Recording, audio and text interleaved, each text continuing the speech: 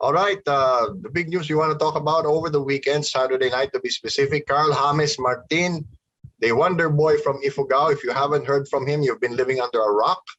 He is finally a legit Philippine champion, the super bantamweight champion to be exact, unseating the incumbent Mark Anthony Geraldo. And attorney, what is your take, first of all, on the skill level of Carl James and what he should do next?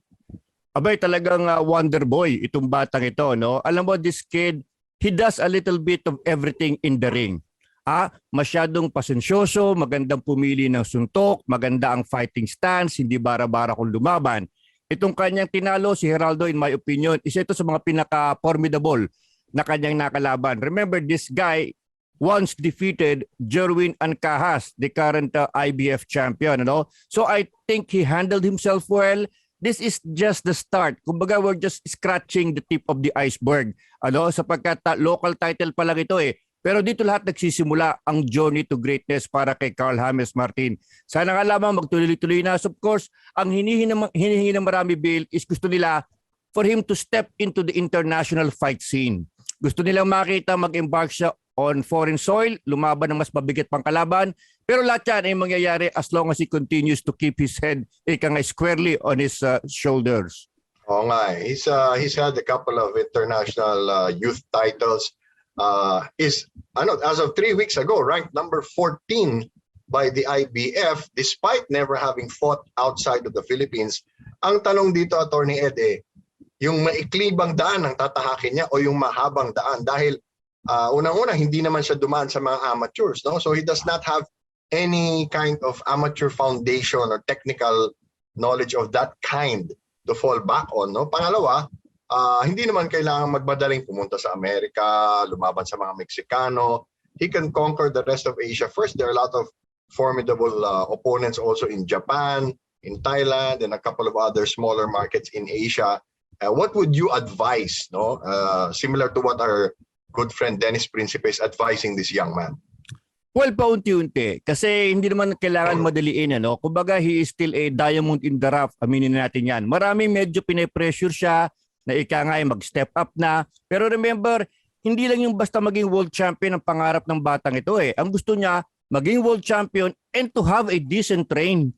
Hindi yung tipong one night glory lamang ang kanyang tatahakin. Ano? Unti-unti yan. You have the Philippine title and then you have the OPBF, maganda rin yan. The Oriental title, tama ka, Japan. Big ang boxing sa Japan, maganda yan. Oriental title, and then you have the so-called regional belts ng mga 4 organizations. Diyan lahat yan magsisimula. Before you know it, he has already cracked the top 10. And then, dire-diretso na yan. Dire-diretso na yan. Kailangan talaga seasoning sapagkat sayang naman kung mamadaliin mo because nandun yung skills eh. The skills are there. Kailangan talagang ma-develop pa ng konti at ang habol dyan decent train, long run. He is in it for the long haul, itong batang ito. At tanda natin, una, he's only 22 years old. Batang-bata pa. Batang-bata pa. And secondly, si Geraldo yung una talagang dekalidad talaga niyang kalaban. And he hasn't really gotten hit by some big-time boxers. Attorney, that's a totally different experience. Iyon ang gustong makita ng marami, ano, how he will react once he gets a taste of a major league punch. And it can only happen if he takes on a major league opponent. Ano, okay, Geraldo, sabi natin magandang record, but we have to pinch our cheeks, ano? Alam natin mas marami pang formidable na kalaban na parating pa lamang.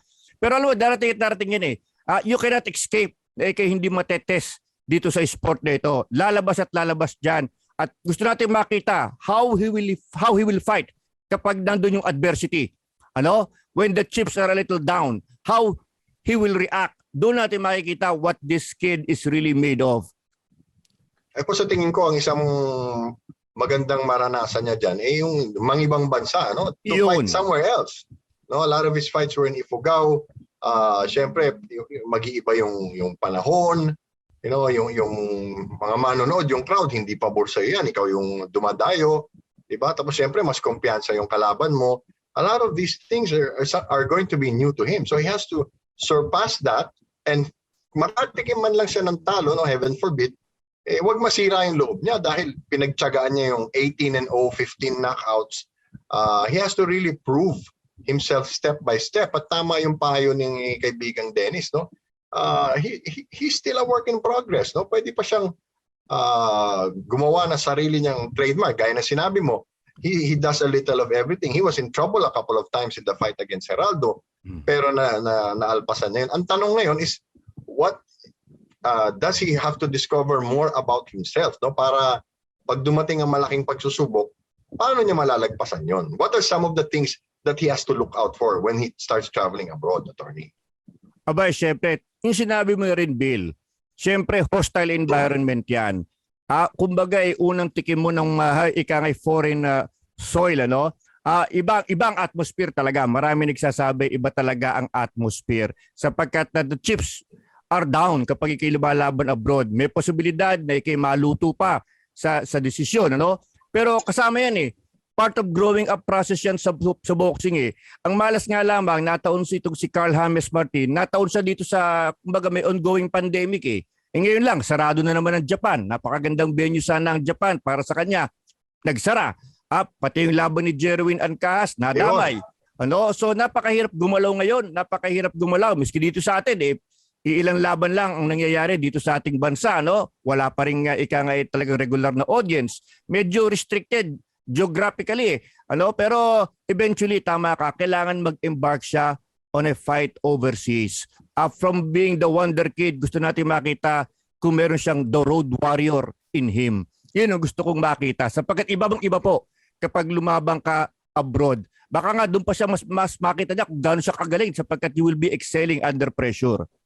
At saka siguro partner, pwede siyang kumuha ng inspirasyon kay Donnie Nietes. I believe Donnie holds the record for most title defenses outside of the Philippines. Yes. Tama ka doon. Siya talaga totoong executioner Walang talo kontra sa mga Latino boxers itong si Donnie Nietes. May nakatabla pero walang talo, ano? So, doon ka talaga doon ka talaga makakakuha ng seasoning Doon ka talaga, sabi nga natin, doon mo mararanasan yung hirap at doon mo marirealize kung gaano ka kagaling when you fight when your back is against the wall. Partner, mabigat yung 122-pound division, no? Maraming mga nakakasindak na pangalan dyan. And if you were to take a path to world titles, ang dami mong dadaanan din. Kaya siguro tama rin yung payo sa kanya na let's be patient. No, kasi meron na raw promoter sa Amerika na gusto na siyang dalhin doon. Pero kung akong magpapayo sa kanya, let's go through Asia first. Dahil halimbawa, yung mga Thai, mabibigat pero may mga kahinaan yung iba, no? Mahina sa bodega, no? In Japan, marami ring malalakas pero not as strong as this kid would be in that weight category.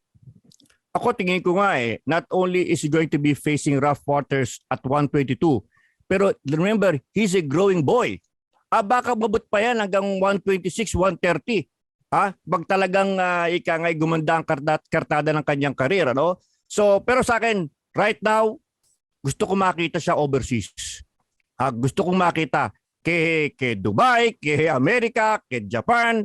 Dubai is getting a lot of interest in boxing. So gusto ko lang makita siya sapagkat tingin ko doon siya ma-appreciate lalo.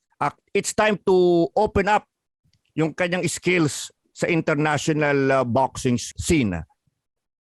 At susundan natin ng mahigpit ang kwento ni Carl James Martin.